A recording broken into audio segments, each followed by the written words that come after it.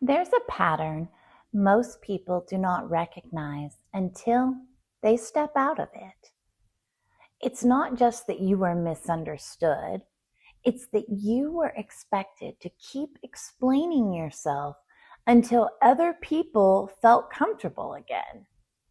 And if they didn't feel comfortable, you kept going, clarifying, rewording, softening, trying again from a different angle. Not because you were confused about what you meant, but because you were trying to land in a space where your reality would be accepted. If this resonates, I'm Kat Grace. Stick around. Over time, that becomes automatic. You start anticipating misinterpretation before it even happens. You over-explain preemptively.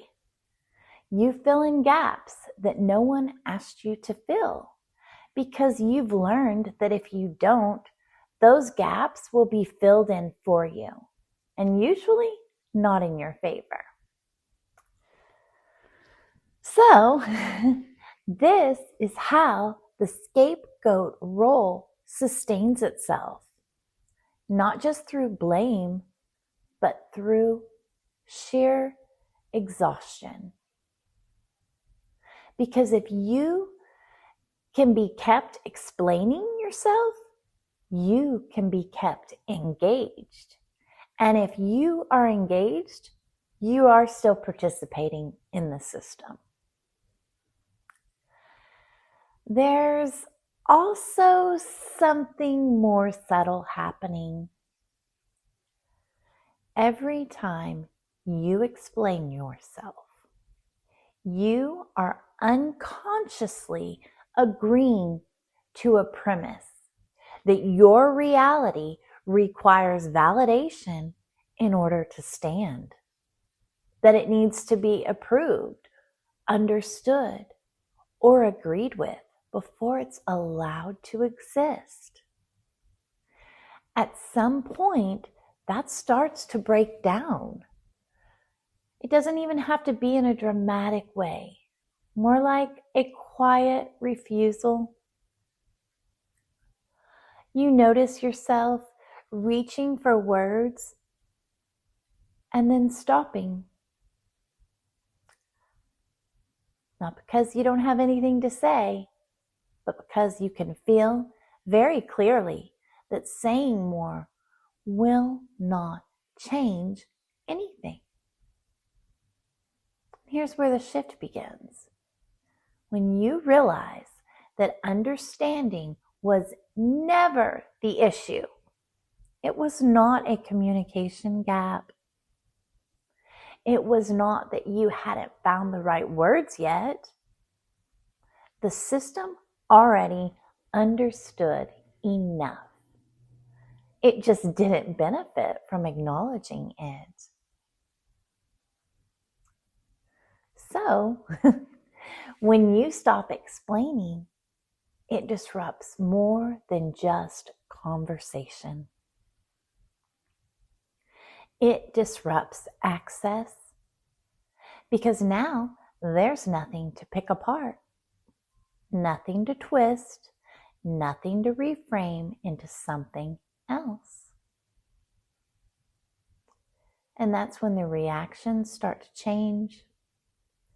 You might notice people pushing even harder, asking more questions, interrupting your silence with assumptions, trying to pull you back into the familiar dynamic.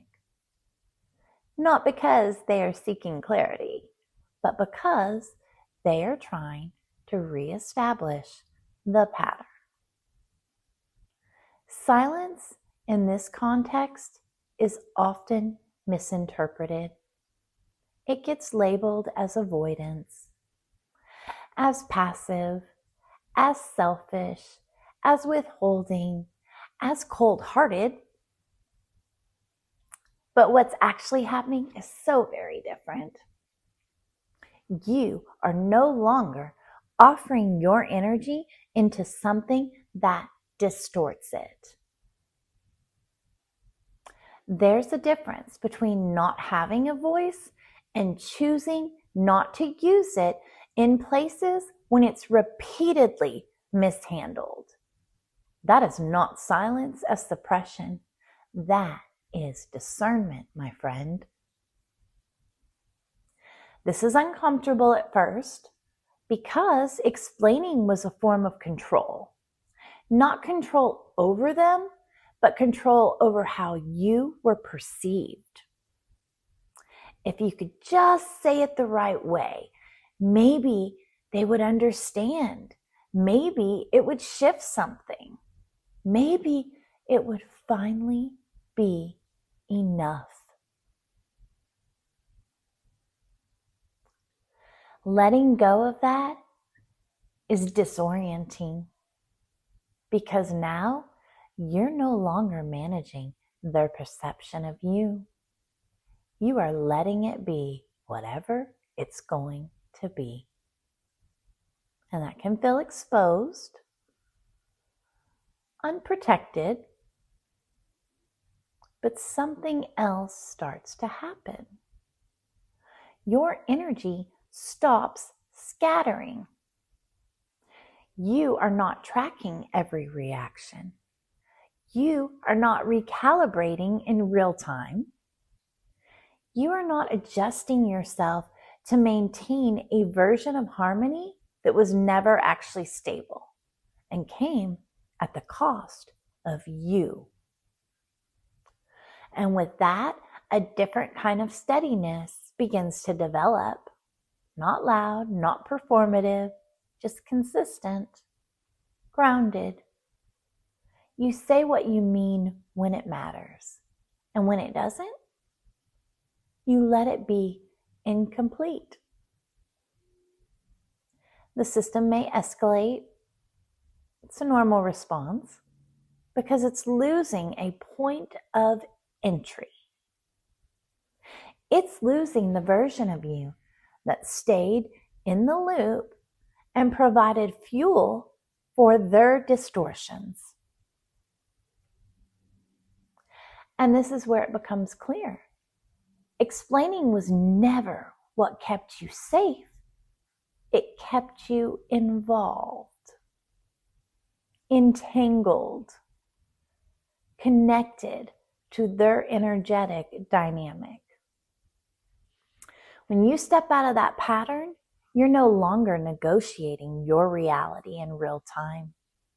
You refuse to try to make it land anymore. You're not trying to make it understood. You are allowing it to stand, whether it's received or not. That's a different position entirely, and not everyone will adjust to it. Some will push harder. Some will pull away. Some will react in a very vile way. Some will rewrite the situation to make sense of the shift. Of course, they're not to blame. You're the cold-hearted one. You're selfish. But what changes for you is this. You're no longer working to be interpreted correctly. You're anchored in what you already know is true. And from that place, you don't need as many words. If this resonates with you, hit that like and subscribe button and comment below. In what ways did your life shift when you stopped over-explaining yourself? Until the next time, I'm Kat Grace, and I appreciate you being here. Bye.